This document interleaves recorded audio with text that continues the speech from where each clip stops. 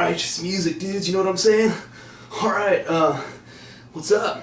My name is U Snake History, and you all probably know my father, that really boring Professor U.S. History dude. Oh man, he is such a drag. But, you know, he doesn't know that I'm doing this, but he was going to get you ready for this whole, getting ready for the Revolution chapter, but he just does it so boring, you know? I'm so tired of it. So I snuck his equipment in here into my room. Oh, dudes, I am going to tell you what's really important about this chapter, alright? So just sit back, relax, and don't even worry about taking out your books or notes or anything, man. That stuff is all so boring, alright? There we are, East Coast of the United States, man. But who cares, you know, it doesn't really matter. Here's what's really important about this whole trip, you know? It's like the first time in the whole world that a part of one country, so far away from another, tried to just say, dudes, you're bogus, we don't want to be with you anymore. We want to be our own righteous little country here. So like, later, dudes. It never happened before. It was such a big deal. And let me tell you something, dudes. When that happened, England, you know, they weren't ready for that. They're like, no way, man. You can't be so bogus to us. We need you. We need your money. We need your people. We need land. You can't go away from us. So the whole Revolutionary War thing comes up. And man, that is so intense. That's next chapter. You'll get to that later. This chapter is all about what's going to happen to make the colonies want to leave England, dudes. Can you believe it? What? Well, alright, you probably can, you know. Because we've been like the United States of America for 200 years, you know. You're thinking like, yeah, we've always been America. Who cares, right? Who cares? Well, we weren't always America, you know. And I have to admit, the first time I learned this stuff, it was pretty impressive to me. So just sit back and you'll discover how sick this whole thing really is, alright? But I want you to think for a second, what would it take for you to want to leave your house, you know, to like totally run away? What would your parents have to do before you finally had said, that's it, I'm out of here, you guys are way bogus, I'm out of this house, you know? Maybe you've thought about it before, but what would it really take? You know, would it take one thing? Probably not, you know, it would probably take a lot of things.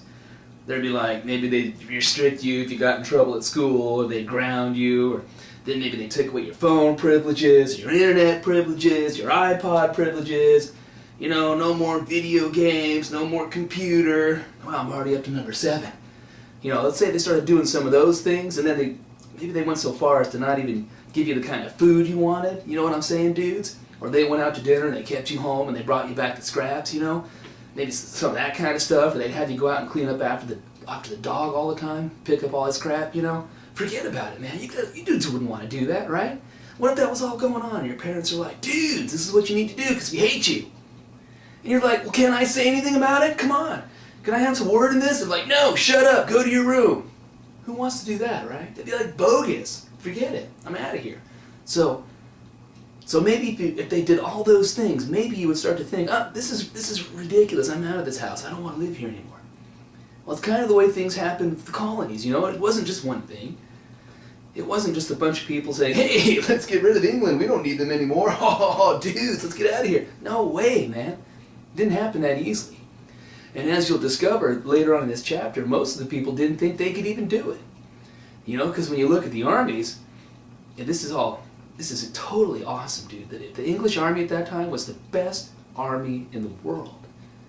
Best army in the world, kind of like ours is today.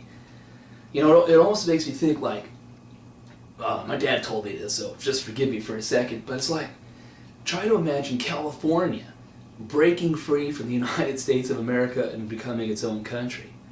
Just imagine what that would be like, you know?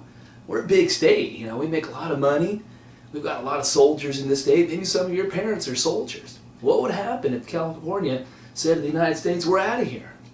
Can you imagine that? If it really happened? You think the United States would put up with that? No way, dudes. They wouldn't put up with that. They'd fight us.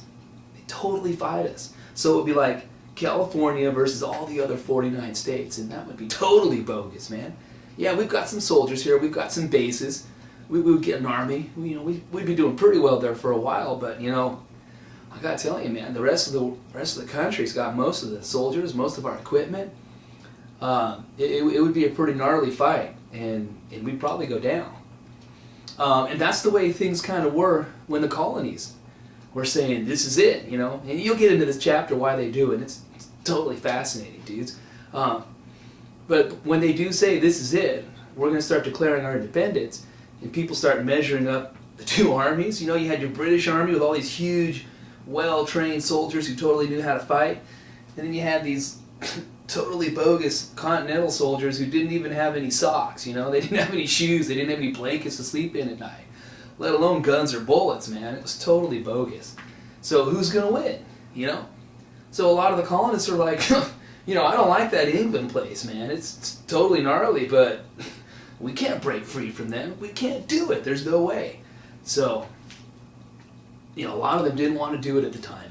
And one of the things you're going to be doing in this cool chapter is reenacting a scene where some of you are going to be loyalists, and some of you are going to be Tories, and some of you are going to be neutralists. Well, wait, loyalists and Tories are the same people, dude. Oh, revolutionaries? Patriots. That's what they're called. They're patriots. Some of you are patriots, revolutionaries. Some of you are loyalists and Tories. That's the same people. And some of you are neutralists in the middle.